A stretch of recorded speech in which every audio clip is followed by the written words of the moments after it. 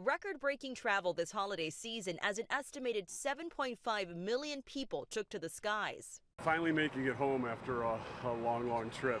More than 500 flights were canceled nationwide and more than 9,000 were delayed. This traveler facing delays after watching the Buffalo Bills face off against the Chargers, but managing to get home for Christmas.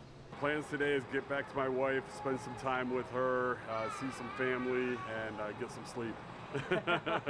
For drivers, AAA says it was busy. More than 115 million people traveled more than 50 miles from their homes, and it's a white Christmas for many in the Central Plains.